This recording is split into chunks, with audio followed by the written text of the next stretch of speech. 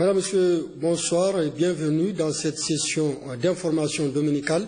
La grande famille des Lions Club s'est réunie hier soir autour d'un dîner à l'hôtel Gaoué de Niamey afin de renforcer davantage leurs liens d'amitié et de récompenser les Lions qui ont œuvré à la réalisation de plusieurs projets.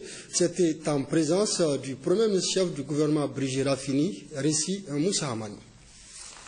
Retrouvailles, fraternité, solidarité et partage étaient entre autres les principales motivations de cette famille unie des Lions Club qui s'est réunie autour de ce repas convivial d'amitié afin de fêter de manière symbolique les importantes actions réalisées au cours de l'année antérieure.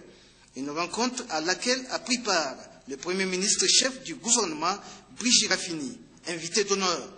Cette rencontre autour de ce modeste buffet a été mise à profit pour remercier, féliciter et récompenser tous les acteurs qui ont contribué à la réussite des grands projets réalisés par cette grande famille lyoniste. C'est une rencontre d'amitié entre les Lions des mêmes clubs qui doivent se rencontrer à travers des repas statutaires. Repas statutaire veut dire un Lion invite les autres amis Lions de son club pour partager ces repas. Donc c'est dans ce cadre-là, notre ami, les Lions Brigitte Raffini, a bien voulu nous inviter à cette rencontre d'amitié et de partage.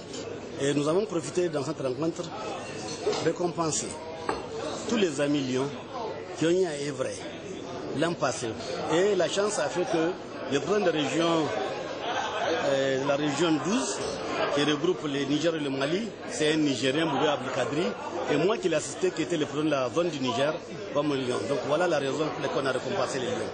Et à part ça, en même temps annoncé que les Lions du Niger viennent d'avoir une subvention, les Lions Club International pour les soins oculaires pour la région de Difa et Tilaberi. Donc on a eu cette subvention de l'ordre de $1 million. Donc c'est un projet qui va rester dans un cadre biennal. Donc, et ça va permettre de soigner tous nos malades dans cette région, de former tous les techniciens supérieurs en soins oculaires et tous ceux qui sont attachés aux soins de la santé de l'œil. Nous sommes vraiment très fiers de notre membre, donc qui nous a vraiment donné de son temps pour partager ce devoir de l'amitié. Le lionisme, c'est de l'amitié. Le lionisme, c'est servir la population. Et tous les jours, en tant que Lion, nous œuvrons pour vraiment amener notre contribution pour soulager les populations les plus démunies.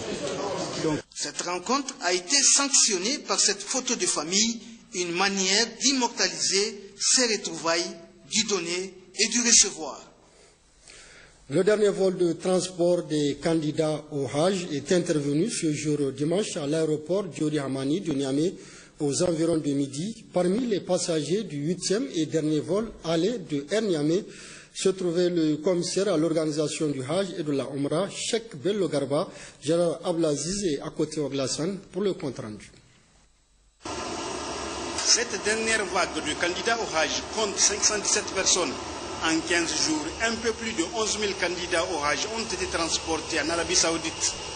Le commissaire à l'organisation du Hajj et de la Omra, Cheikh Bello Garba, qui a embarqué en même temps que ses futurs pèlerins, n'a pas caché sa satisfaction. Par la grâce de Dieu, nous voici à la fin d'une séquence assez délicate, c'est la séquence transport. C'est le dernier vol et avec ce dernier vol, nous clôturons avec succès la séquence transport. Tous les pèlerins nigériens vont être transportés et il y aura à peu près un peu plus de 11 000. Le reste vont prendre des lignes régulières. Donc je crois que cette séquence-là a été bien menée et c'est le lieu de féliciter tous ceux qui ont contribué à son succès. Les agences, les transporteurs, les pèlerins même qui ont avec beaucoup de discipline accepté de se plier un peu à toute la mise en place qu'on a eu à faire entre le site de l'AIN, le village Hajj et l'avion lui-même. Donc je crois qu'il y a lieu de se féliciter et souhaiter que le retour se fasse dans de bonnes conditions. C'est surtout le souhait que nous avons, que les gens acceptent une fois de plus, avec un peu de discipline, de sacrifier un peu de leur ego pour que l'intérêt général soit sauvegardé par rapport aux intérêts particuliers. Satisfaction également côté avionneur, notamment Air Niamey, qui a pu en 7 jours, au lieu des 8 prévus, transporter les 4000 candidats au Hajj que le COHO lui a confiés. Nous venons d'effectuer notre 8e vol, conformément au contrat qui nous lie avec la COHO, le commissariat à l'organisation du Hajj et de la Oumra. Et nous sommes vraiment animés d'un sentiment de satisfaction générale. Et comme prévu, nous espérons commencer les vols retour à partir du 23 octobre, Inch'Allah. Le commissariat à l'organisation du Hajj et de la Oumra COHO prévoit le retour des pèlerins nigériens en 15 jours également à partir du 20 octobre prochain. La fête de Tabaski, c'est donc dans quelques semaines la première édition de la foire du bélier de Loga organisée à cet effet. C'est achevé hier sur une note de satisfaction. Le premier prix a été remporté par El Hajj Boubacar Issa, un emboucheur de la commune urbaine de Loga. La cérémonie a été présidée par le directeur du cabinet du ministre de l'Élevage en présence du ministre de l'Énergie et du Pétrole et du gouverneur de la région de Dosso, compte rendu Ali Hashimou et Moro Abdou. Coup d'essai, coup de maître. En effet, la première édition de la foire du bélier de Loga a été un succès total puisque ayant rassemblé des milliers et des milliers de béliers, parmi lesquels près d'une centaine ont participé à la compétition. Pour le cérémonial, notons que plusieurs allocutions ont été prononcées, mais retenons pour l'essentiel celle des bienvenus du maire de Loga et du préfet Morou Hassan qui ont remercié au passage toutes les bonnes volontés qui ont contribué pour la bonne réussite de cette édition. Pour sa part, le tout nouveau gouverneur de Dosso, Seydou Zataou Ali, dira que cette foire de Loga tombe à point nommé car elle s'inscrit dans la logique de l'initiative 3N. Mieux, le choix du département de Loga n'est pas fortuit. Monsieur le ministre, Mesdames et Messieurs, la foire du bélier de Loga s'inscrit dans le cadre du programme 3, amélioration de production animale et halieutique, qui est une déclinaison de l'axe 3 de l'initiative 3N du programme de la Renaissance du président de la République, chef de l'État. Monsieur le ministre, Mesdames et Messieurs, le choix du département de Loga n'est pas fortuit, car Loga constitue le lieu de convergence des animaux de la région, des régions voisines et même des animaux des autres pays frontaliers. C'est aussi une zone d'embouche par excellence en général et l'embouche ovine en particulier, objet de notre rencontre d'aujourd'hui. Procédant à l'ouverture officielle de cette première édition de la foire du bélier de Loga, le directeur du cabinet du ministre de l'Élevage a, au nom des plus hautes autorités de la 7e République, remercié la population du département de Loga pour cette initiative combien louable avant de s'appesantir sur son bien fondé. Je voudrais tout d'abord m'acquitter d'un devoir, celui de vous transmettre au nom du président de la République, chef de l'État, son Excellence Issoufou Mahamadou, et celui du Premier ministre, chef du gouvernement, son Excellence M. Brigitte Raffini, les salutations et les encouragements pour toutes les initiatives prises pour l'amélioration des conditions de vie des populations nigériennes en général et de celles de la région de Dosso en particulier. La cérémonie qui réunit aujourd'hui, à savoir la première foire du bélier, organisée par le département de Loga, est une initiative très louable, en ce sens qu'elle s'inscrit dans le cadre de la mise en œuvre de la stratégie de développement durable de l'élevage, laquelle tire sa substance des orientations nationales, en particulier la déclaration de politique générale du Premier ministre, le PDS et l'initiative 3N, les Nigériens nourrissent les Nigériens. Quelques instants après, le président du jury a pris la parole pour proclamer les résultats de la compétition où 86 béliers ont été retenus, parmi lesquels 3 ont été primés. Ainsi, le premier prix a été remporté par l'emboucheur de Boubacar Issa, du Soudan de Loga, dont son bélier a répondu pratiquement à tous les critères. Il a obtenu 10 sacs de son de blé, 2 sacs de tourteau et une somme de 50 000 francs CFA. Deuxième prix est revenu à l'emboucheur de Koutoukouara avec 30 000 francs CFA, 6 sacs de son de blé et 2 sacs de tourteau. Et enfin, le troisième prix d'un montant de 20 000 francs CFA avec 4 sacs de son de blé et 1 sac de tourteau est remporté par un autre éleveur de la commune urbaine de Loga, M. Idé Zakou. De quoi garantir un bon embonpoint des moutons d'ici la fête de Tabaski. Sachez pour terminer que la première édition de la foire du Bélé de Louga a enregistré la présence de plusieurs personnalités de notre pays, parmi lesquelles se trouve au premier rang le ministre de l'Énergie et du Pétrole, Fumakoy Gado. À présent, le volet éducation que nous ouvrons avec ce communiqué. La ministre de l'Enseignement primaire, de l'alphabétisation, la promotion des langues nationales et de l'éducation civique, présidente du Conseil national de l'éducation, a l'honneur d'informer l'ensemble des acteurs de l'école en général et en particulier les enseignants, les élèves et les parents d'élèves que, conformément aux délibérations du Conseil national de l'éducation qui s'est tenu les 23 et 24 septembre 2013 à Niamey, la rentrée scolaire 2013-2014 est fixée au 1er octobre 2013 sur toute l'étendue du territoire du Niger pour l'enseignement primaire, école primaire et les enseignements secondaires, collèges et lycées. En conséquence, la ministre invite les enseignants et les élèves d'être présents à l'école à la date indiquée. Bonne rentrée donc à tous. La ministre de l'Enseignement primaire, de l'alphabétisation, la promotion des langues nationales et de l'éducation civique lance un appel aux bonnes volontés pour soutenir Rekia Tidjani dans la poursuite de ses études malgré sa situation de handicap. Reportage Amin Kari Madigou et Issouf Suleiman. Âgé de 14 ans, Rekia Tidjani est né à Ngimi, région de Bifa, à plus de 1500 km de la capitale du Niger. Après ses études primaires à l'école primaire Fille de Ngimi, Rekia fréquente aujourd'hui le collège de Ngimi. Rekia Tidjani est une écolière exceptionnelle. Vivant d'une situation de handicap naturel, de par sa volonté et son courage, elle écrit à l'aide de son pied et à même le sol aux côtés de ses camarades. Son ambition est de poursuivre ses études. C'est le certificat de chute. Je suis au collège en classe de 4e. Je vais faire le lycée. Je vais aller à l'université. Aujourd'hui, le ministère en charge de l'éducation nationale a pris en charge la confection d'une prothèse pour faciliter ses déplacements, même si Rekia reste et demeure toujours assistée.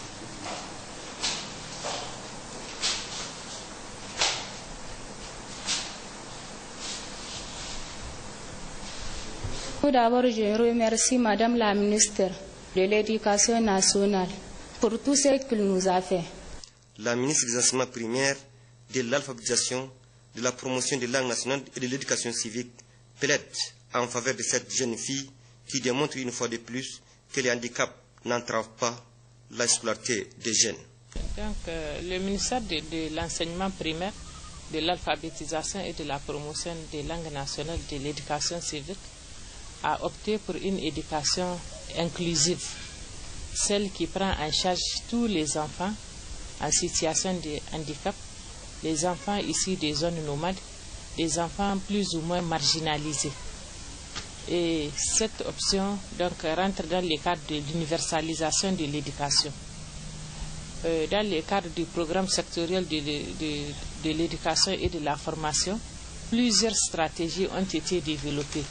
Celle qui consiste à former les enseignants à ne pas stigmatiser les enfants en situation de handicap, celle qui consiste à créer les conditions pour faciliter l'accès des enfants handicapés dans les salles de classe, à prendre des mesures incitatives pour ne pas les décourager et pour les encourager à fréquenter l'école, celle également donc de sensibiliser les parents, d'envoyer les enfants, quel que soit leur handicap, à l'école. La situation de Rekia est une situation assez préoccupante et à la fois encourageante parce qu'en dépit de son handicap, elle continue ses études et nous pensons qu'il faut l'encourager, il faut la soutenir. Et c'est pourquoi nous lançons un vibrant appel à tous les partenaires techniques et financiers, au centre de recherche médicale, à la soutenir afin de lui permettre de poursuivre ses études supérieures. L'avenir de Rekia Tidjani mérite un accompagnement, surtout de bonne volonté. Lorsqu'on sait qu'avec l'évolution de la médecine, on peut produire des outils spécialisés à même de donner la chance à cette âme sensible d'en avoir enfin des bras. Les préparatifs de la rentrée scolaire au centre d'une réunion présidée hier par le gouverneur de la région du Tawa. Les précisions avec Laoulissini et Habsatou Boubakar. Il était question au cours de cette rencontre qui a regroupé autour du gouverneur de la région du Tawa les responsables en charge de l'éducation, les syndicats, projets, ONG, associations intervenant dans le domaine de l'éducation, les parents d'élèves et les présidents des COGES, d'échanger sur les préparatifs de la rentrée scolaire 2013-2014.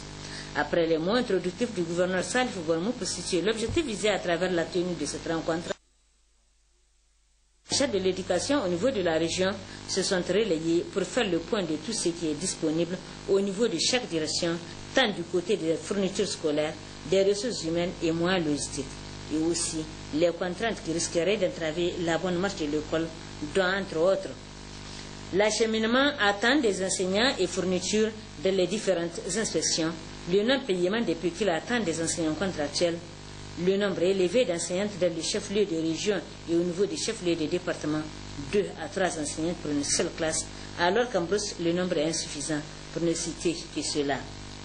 Il ressort de tous ces exposés que tous les acteurs en charge de l'éducation sont à pied d'œuvre au niveau de chaque direction pour qu'à la date du 1er octobre 2013, la rentrée soit effective au niveau de la région du Tawa. S'en est ensuite ouvert un débat au cours duquel les participants ont intervenu, qui pour poser une question d'éclaircissement, qui pour apporter une contribution, auquel les différents responsables et le gouverneur ont tenté d'apporter des réponses appropriées. Salif Gourmou a pour finir demandé à l'ensemble des acteurs de l'éducation, chacun dans sa sphère de compétences, à apporter sa contribution pour la parfaite réussite de l'éducation au niveau régional. D'ores et déjà, 5 camions de fournitures ont été déchargés en attendant l'arrivée d'autres. Déjà, certaines communes ont commencé à prendre leur ration. L'Agence nationale de lutte contre la traite des personnes a organisé hier à Niamey une grande soirée culturelle dans le cadre de la journée de sensibilisation sur la traite des personnes et les pratiques coutumières au Niger. C'était en présence du ministre de la Justice, garde des Sceaux, de plusieurs acteurs de la lutte contre la traite des personnes, des partenaires au développement et d'un public nombreux. Rissi Moussaïhaya.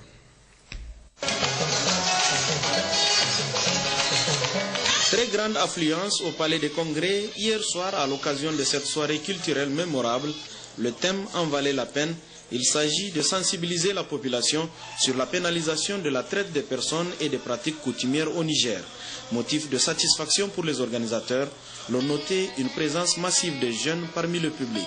Je suis particulièrement heureux de voir que les enfants sont plus nombreux, d'autant plus que je pense que c'est de leur avenir qu'il s'agit. Je voudrais que dans cette salle, les enfants si nombreux, que leur avenir soit un avenir d'égalité et de liberté entre eux, que plus jamais au Niger, un enfant en âge d'aller à l'école ne sera exploité, qu'aucune fille ne sera exploitée, qu'ils iront à l'école jusqu'à l'âge de 16 ans comme s'était engagé à le faire Monsieur le Président de la République. Mais la traite, comme vous le savez, est plus vaste que tout cela. Plusieurs artistes de renom étaient à l'affiche et les prestations étaient à la hauteur du message véhiculé. Moi, tellement que je suis fort, le ministre de la Défense a dit si c'est pas 4 personnes, je ne frappe pas. Face à ce public venu nombreux et aux acteurs de la lutte contre la traite des personnes, le ministre de la Justice, garde des Sceaux, a émis le vœu de voir tous les Nigériens ensemble pour se battre contre ce fléau. Et dans le cadre de la valorisation de nos langues nationales, l'ORTN a initié depuis quelques jours des éditions du journal télévisé en Hausa et en Jarma, une initiative hautement appréciée du public. Les avis de nos téléspectateurs de la région du Maradi recueillis par nos correspondants dans la région. En ce qui me concerne, j'apprécie beaucoup ce changement parce que les radios régionales doivent normalement s'adresser à la population rurale. Et qui dit population rurale, donc c'est pertinemment qu'il faut parler en langue. Et qui connaît le Niger avec plus de 80% des analphabètes, ça veut dire que parler en langue plutôt, c'est ça la meilleure méthode d'approche pour atteindre la masse rurale. Donc voilà pourquoi je dis que c'est une bonne méthode et j'apprécie beaucoup cette méthode. Et là, toutes les actions vont s'adresser à la population et la population sera bien informée et sensibilisée. Moi, je dirais que j'ai accueilli le changement avec enthousiasme parce que quand j'ai vu ce journal-là en langue, je me suis dit que mais voilà qui est bien pensé. Parce que le journal de région, c'est un journal qui s'adresse aux habitants des régions, comme son nom l'indique. Et nous savons bien que dans les régions, nous n'avons pas 50% de personnes instruites. Du moment où le journal s'adresse à des personnes qui ne sont pas alphabétisées quelquefois, ou peut-être qui le sont en langue, moi je pense que c'est une très bonne chose que le journal soit diffusé en langue. Cela permet aux populations pour lesquelles ce journal est destiné de mieux le comprendre et de mieux s'accaparer de son contenu. Personnellement, je me suis réjoui de cela. Parce que, vous savez, le français, il y a un petit nombre de citoyens qui le parlent. Alors que l'usage de la langue nationale, eh bien, ça couvre tout le monde, du plus petit au plus ancien. Et ça veut dire quoi? Ça veut dire que tous les messages qui vont être ventilés seront reçus et ils seront compris. Voilà l'aspect très positif de la diffusion, de l'utilisation de la langue nationale. Vraiment par rapport au journal de région, je crois que c'est une très bonne chose aujourd'hui. Puisqu'en toute sincérité, combien sont-ils de Nigériens à vraiment parler le français? Par rapport donc à toute cette frange de la population qui ne maîtrise pas en fait la langue française, je crois que ça serait une bonne chose de pouvoir vraiment passer le journal de région en toutes les langues, que ce soit en Hausa, en Djerma, pourquoi pas toutes les langues vernaculaires du Niger. Voilà en fait ce que je voulais dire. Parce qu'il ne s'agit pas seulement de constater ou de voir, visionner les images, mais il y a les paroles qui sont là, il y a certaines explications qu'on donne et que les gens ne maîtrisent pas. La suite de ce journal, plusieurs périmètres hydro-agricoles étaient visités ces dernières 48 heures par le directeur de la Fédération des unions des coopératives des producteurs du riz du Niger. Objectif pour le FUCOPRI, tirer ensemble avec les exploitants un bilan des dégâts occasionnés par les inondations au niveau de leur aménagement du long du fleuve Niger et lancer un appel à l'aide, compte rendu Seyni Soumaïla Ibrahim et Mohamedou Adam. Pour plus de 2000 hectares de leur production emportés par les eaux du Niger, comme à la précédente campagne, les exploitants des aménagements hydro-agricoles du long du fleuve ne produiront hélas pas 2 années de suite. La cause de leur malheur, encore une fois, les différentes digues uniques remparts avec le fleuve cédant sous le poids de l'âge. De Karma à Ndunga, en passant par Karégourou, Sadia, Kirkisoy, Liboré et plus loin à Gaïa, la situation est vécue et décrite de la même manière. Cette campagne aussi, point de récolte. Nous avons contracté plusieurs millions de dettes auprès de la CAIMA pour nous ravitailler en engrais. Aujourd'hui, sans l'appui de l'État, nous ne voyons pas par quels moyens rembourser.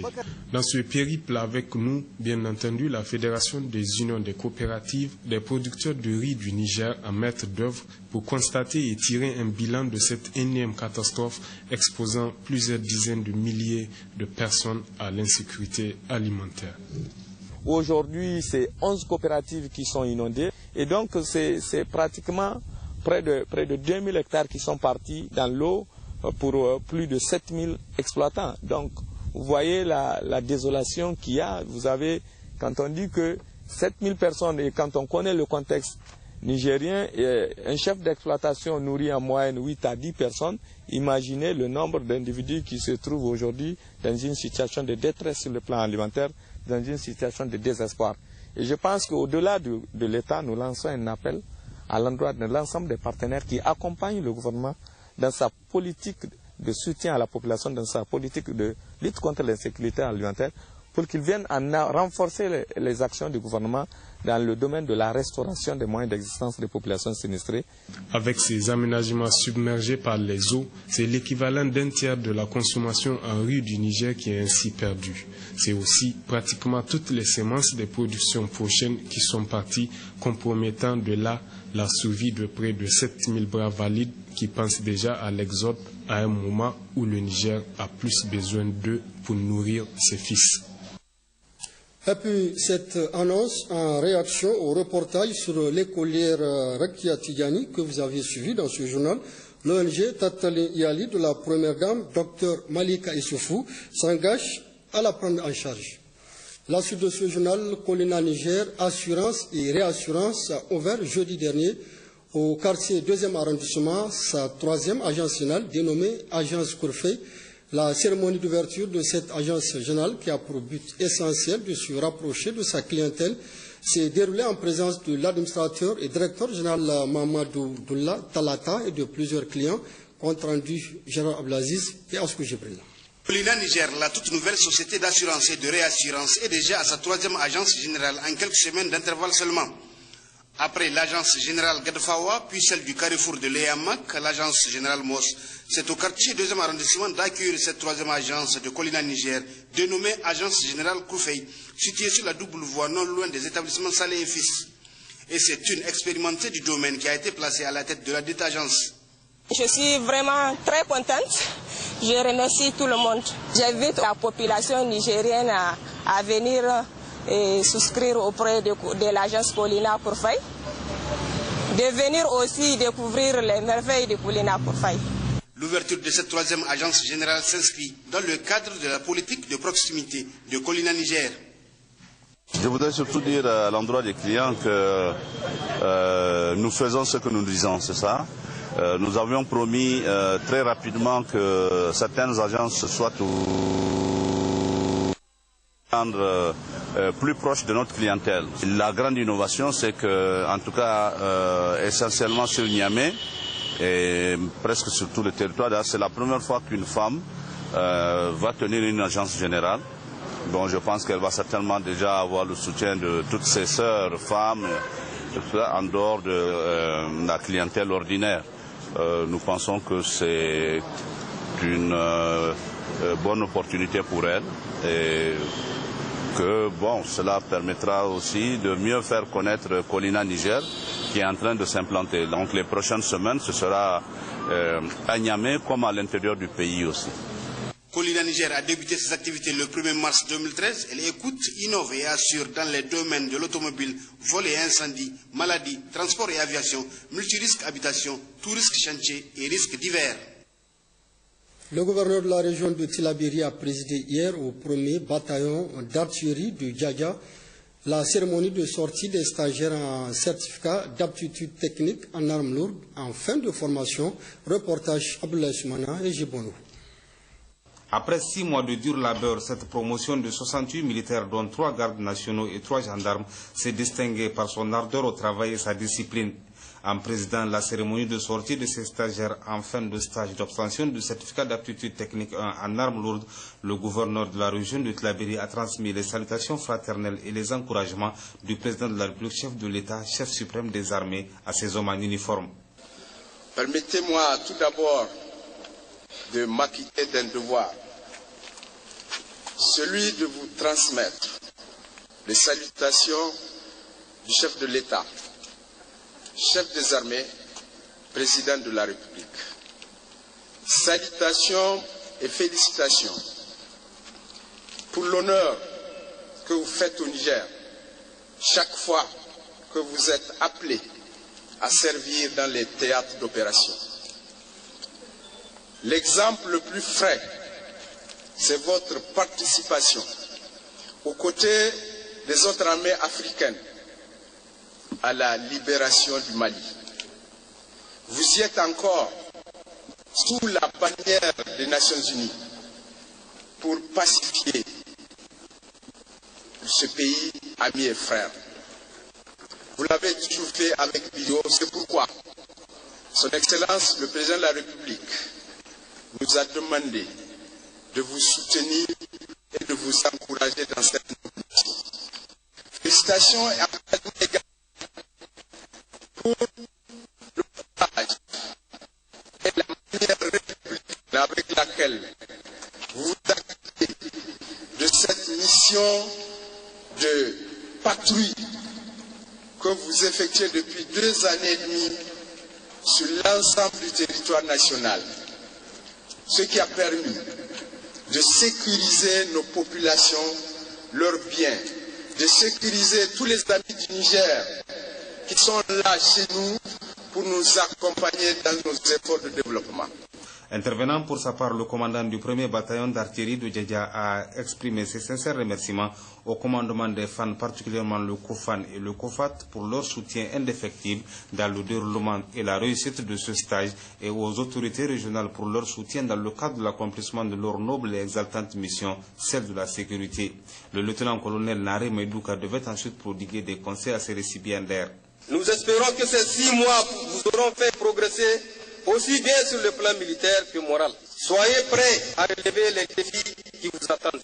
Dès demain, vous serez face à vos responsabilités et sachez qu'elles sont bien grandes. Plus particulièrement, dans ce contexte d'insécurité, vous serez vite mis à l'épreuve.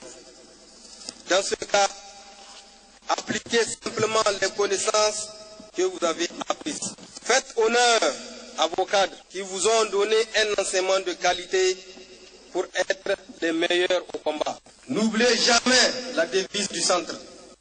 S'instruire pour vaincre par le feu. Il les a exhortés à continuer à s'instruire une fois dans leur unité et surtout transmettre ce qu'ils ont appris à leurs camarades.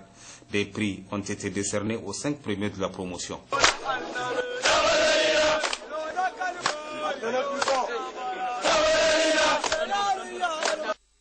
Restons à Tillabéri avec l'ouverture hier d'un atelier de restitution des résultats de l'étude sur le bilan de 20 ans de mise en œuvre du Code rural. C'est le secrétaire général du ministère de l'Agriculture qui a présidé la cérémonie, compte rendu Bada Salamatou et Jibonou.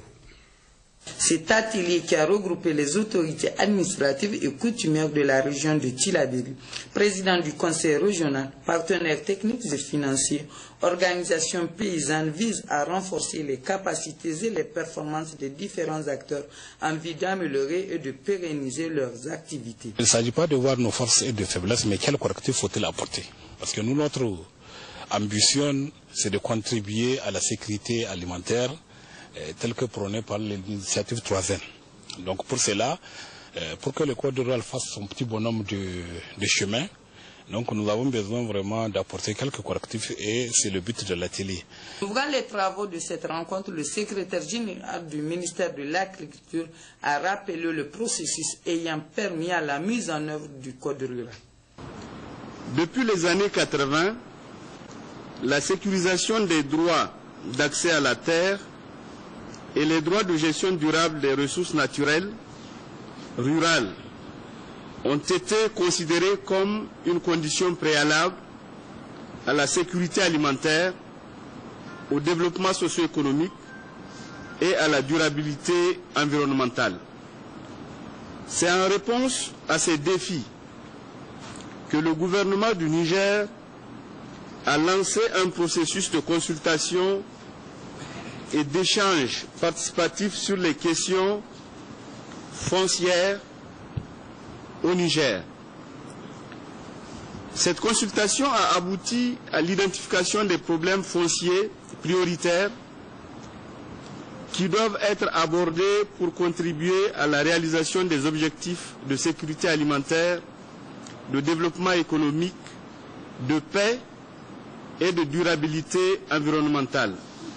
Intervenant pour sa part, le gouverneur de la région de Tillabéri, Djabir Assimio, a salué cette heureuse initiative permettant de mieux outiller les différents acteurs avant de les exhorter à s'approprier les différents modules qui leur seront présentés et d'y apporter leur contribution. Madame la secrétaire générale de la commune urbaine de Tillabéri a quant à elle invité les participants à une attention soutenue afin de mieux accomplir leur mission. Lancement jeudi dernier à Zender de l'atelier d'information et de sensibilisation sur les activités du groupe de travail sur la bonification et l'assainissement des banques céréalières dans la région de Zender. C'était sous la présidence du gouverneur Kalla Moutari. Les précisions avec nos reporters Moustapha Bouji et Ali Abdou. Il convient de rappeler que le lancement national des activités du groupe de travail ad hoc sur la bonification et l'assainissement des banques céréalières implantées au Niger a eu lieu le 28 février 2013 à Maradi. La région de Zender, qui abrite le présent atelier, compte à ce jour 1695 banques céréalières dont la plupart connaissent des difficultés de gestion. Cet outil de sécurité alimentaire à la base devant permettre aux populations de faire face à leur approvisionnement alimentaire en période de soudure s'est renforcé davantage dans la région de Zender, dira le gouverneur, dans le cadre de la mise en œuvre de l'initiative 3N. Les Nigériens nourrissent les Nigériens, qui est une déclinaison du programme de renaissance du Niger de son Excellence Elhadji Issoufou Mamadou, président de la République, chef de l'État. À titre illustratif, devait-il ajouter, en 2 ans et demi de mise en œuvre de cette initiative, la région a bénéficié de 213 banques céréalières, 88 boutiques d'intrants et 5 banques d'aliments bétail. L'assainissement des banques céréalières requiert de la volonté, des moyens humains, matériels. C'est pourquoi je vous demande de tenir compte de la mise en œuvre de ce vaste programme dans vos futures programmations budgétaires. À court terme, j'engage les membres du cadre de concertation régionale en matière de sécurité alimentaire d'envisager très rapidement la conduite d'une opération test afin que la méthodologie et les leçons tirées puissent servir à la généralisation de l'opération à l'ensemble des banques céréalières de notre région. C'est pourquoi le gouverneur a demandé aux participants de suivre avec la plus grande attention les présentations qui leur seront faites au cours de ces travaux afin qu'ils soient suffisamment outillés pour bien mener le travail en objet.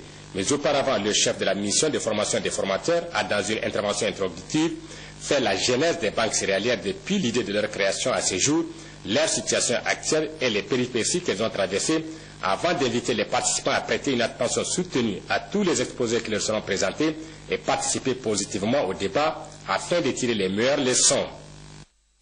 À Zender, toujours ouverture hier d'un atelier de formation des formateurs, des acteurs de la protection sur le socle de la politique nationale de protection sociale au Niger. La cérémonie a été présidée par le gouverneur de la région, compte rendu Jamila Amadou et Faji Boukar. Cet atelier de formation qui regroupe les autorités administratives et coutumières de la région de Zender, les représentants des ONG et associations nationales et internationales de développement et ceux de la société civile, s'inscrit dans le cadre de la mise en œuvre de la politique nationale de protection sociale.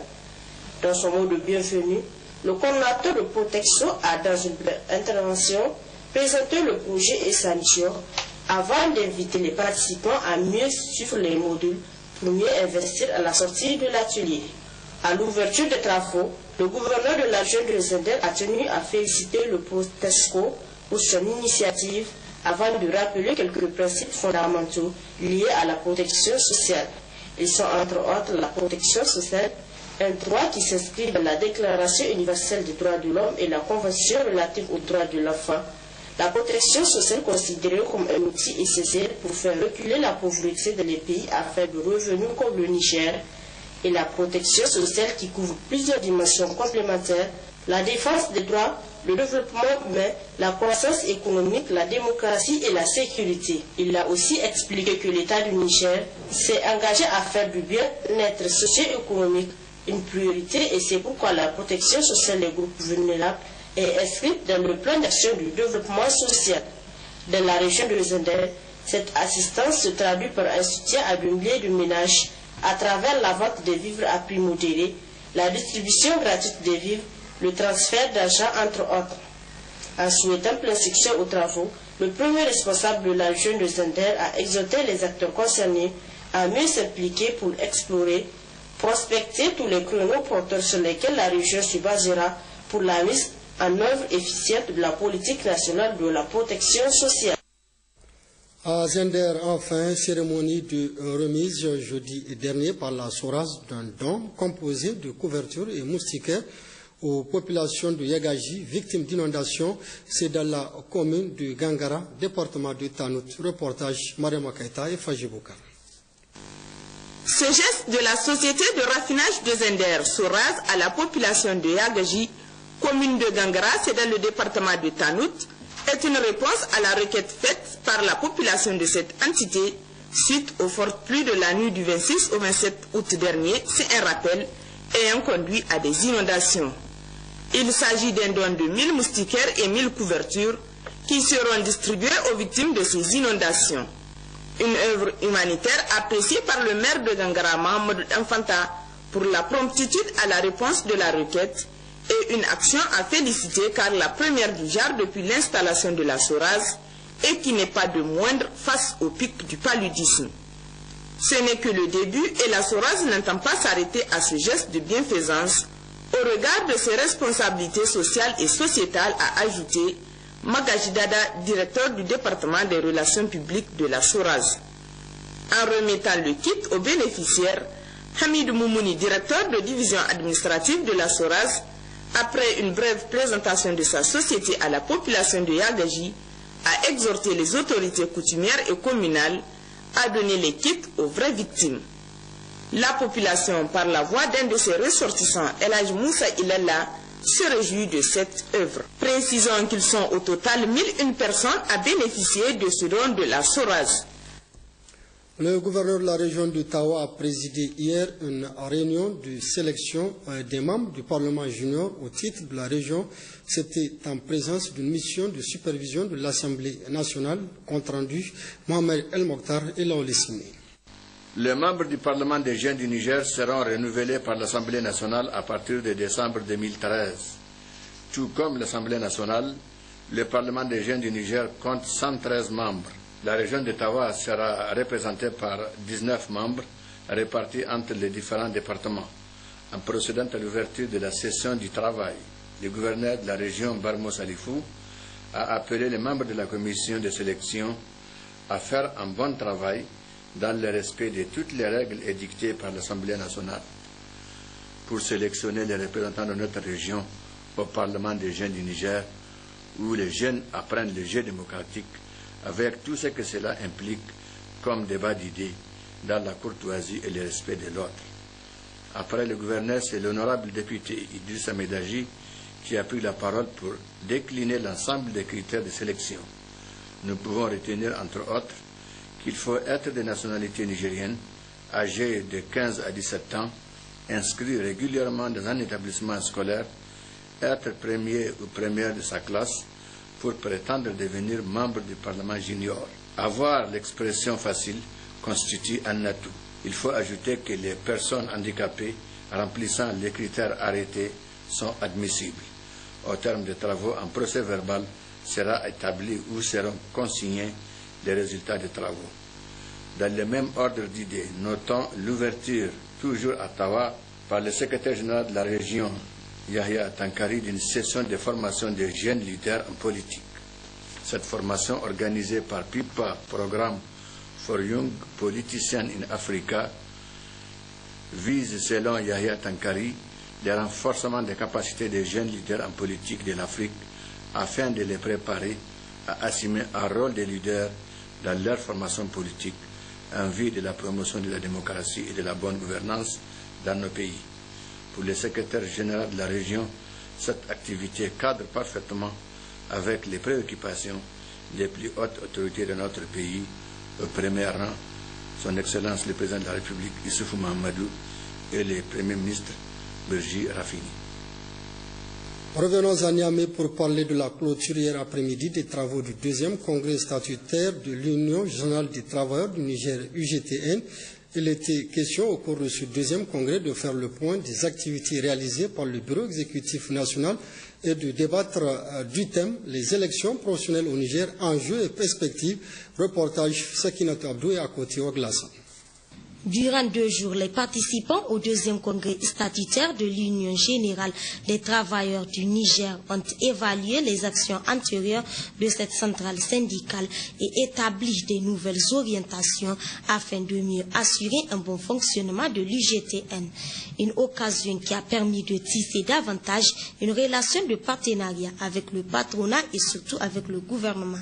Les participants au deuxième congrès statutaire de l'UGTN recommande à l'endroit du gouvernement le respect scrupuleux des différents protocoles d'accord, notamment le paiement sans délai des incidences financières, la réduction du taux de l'ITS, l'adoption sans délai du statut particulier des auxiliaires de l'administration publique et la mise en place de moyens conséquents à la disposition de la Commission nationale chargée des élections professionnelles CONEP.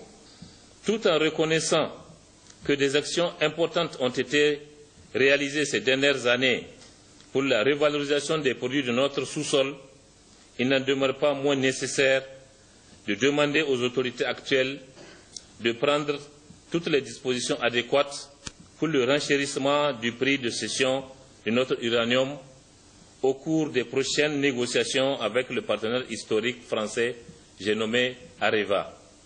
Des recommandations qui, selon le secrétaire général du ministère de l'Emploi, du Travail et de la Sécurité sociale, feront l'objet d'un examen minutieux. En effet, la pertinence des réflexions que vous avez eues et des recommandations qui en sont issues sont les témoignages du sens élevé de responsabilité qui a caractérisé vos échanges.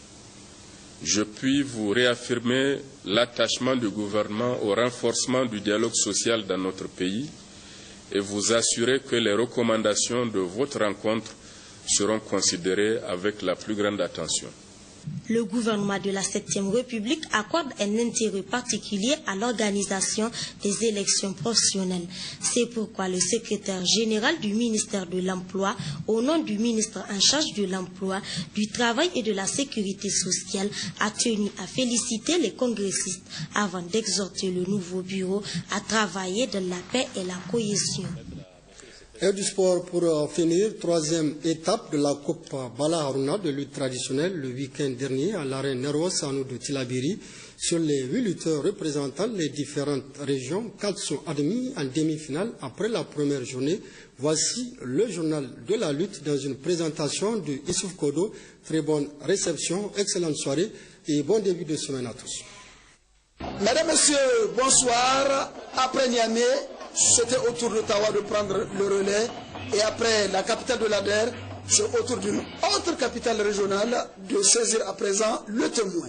La capitale du fleuve, en l'occurrence Tillabéri, qui, dans ces 48 heures, va devoir désigner ses 2 lutteurs pour le grand round du décembre prochain.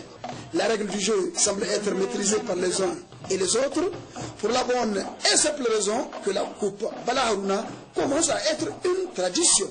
Nous sommes à notre 2e édition, et ce, depuis 2012, toutes les arènes du Niger ont chacune organisé régionalement la dite compétition, où d'avance, 8 lutteurs sont sélectionnés et que ces 8 lutteurs sont répartis en 2 poules A et B, et que les phases préliminaires se disputent au sein des poules. Nous appelons cela un tournoi nordique. Et à l'issue des différents combats seront retenus les 2 premiers des 2 poules qui, le lendemain, vont se départager à l'issue des demi-finales. Vous êtes donc assez imprégnés de la chose. Pour votre information aussi, l'arène s'appelle Nerwa Sanou. Nerwa Sanou, détenteur du sabre en 1987 à Difa, à l'époque, Tillabéri, en tant qu'entité administrative, était incluse dans le département de Niamey. Voilà à présent les différents groupes. A. Saleh Daouda, Garba Saleh, Hambali Ali et Allah Gara. Groupe B. Lawali Issoufou, Issa Yakouba, Soumana Ali et Ousseni Halidou. Quelques règlements, le règlement technique, temps de combat pour cette première journée, 3 minutes x 2, dont 1 minute de pause. Code de lutte, victoire, 2 genoux au sol, un coude, un genou ou 2 coudes. Là, la brouette ne figure pas. Alors, c'est parti entre Saleh Daouda en rouge contre Garba Saleh en bleu. Saleh Daouda que vous voyez ici, en pas de fauve à droite de votre écran. Il est 2 fois détenteur de la Coupe du Président. Les 2 dernières éditions s'entendent. Saleh Daouda pour un cliquet, puis ceinture arrière, enchaînement, décollage et plaquage sol. Ça me finit. Combat très expéditif. Deuxième confrontation, toujours au sein du groupe A. Ambali Ali en rouge et Al-Lagara en bleu. Al-Lagara, précipitamment, un hanché bas rotatif et gagne Ambali. Là aussi, c'est un combat expéditif. Dans la poule B, Lawali Issoufou, légèrement à droite, en position de méditation, contre Issa Yakuba. Un combat actif, Lawali Issoufou, arraché complet, mi-hauteur et expédition. Presque comme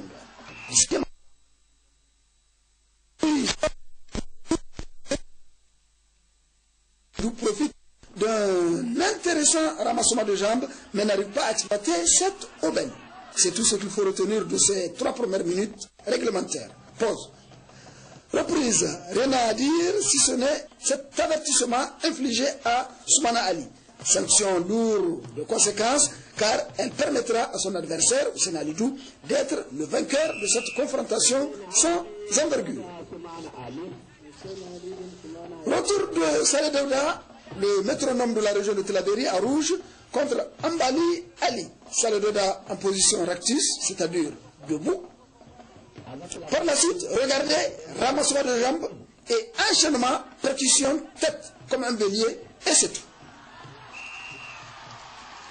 Puis Garba Saleh à rouge contre Al-Lagara en bleu de dos. Al-Lagara, beaucoup plus trapu, un peu malmené ici. Mais Al-Lagara procède à un ramassement de jambes, puis contour et ceinture. Suivi d'un arraché mal appliqué, il a fallu insister, puisque ici, la brouette ne compte pas.